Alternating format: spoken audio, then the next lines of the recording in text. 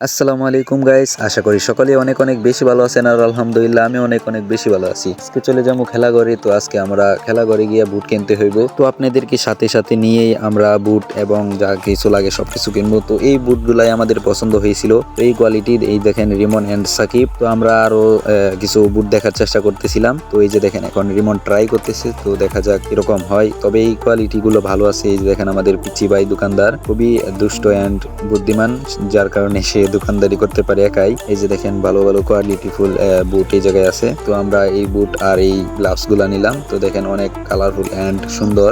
আর এইটার প্রাইস নিয়েছিল আমাদের কাছ থেকে 1500। তো আপনারা কেউ যদি কিনতে চান তাহলে কিনতে পারেন। আর এই যে দেখেন এই জায়গায় আছে সুন্দর সুন্দর কালারফুল ট্রাউজার। তো এগুলা কিন্তু আমাদের মতো কম বয়সী ছেলেদের জন্য খুবই সুন্দর এবং দুর্দান্ত, অনেক ভালো দেখা যাবে। তো আপনারা কেউ নিতে চাইলে এই খেলাঘরে চলে আসতে পারেন। তো এই খেলাঘরটা হলো মঠকলা বাজার। তো আপনারা যদি নিতে চান, খুব সুন্দর সুন্দর ট্রাউজার আছে, আপনারা যোগাযোগ করতে পারেন আর আপনারা নিতে পারেন এই খেলাঘর থেকে। তো এই জায়গা থেকে অনেক অনেক অনেক অনেকগুলা বাছাই করার পর একটা রিমনের নিচে। আর আমরা এখন চলে আসছি টুক বাজারে মালাই চা খাওয়ার জন্য। এই টুক বাজারে আমি বেশিরভাগ সময়ই মালাই চা খেতে যাই।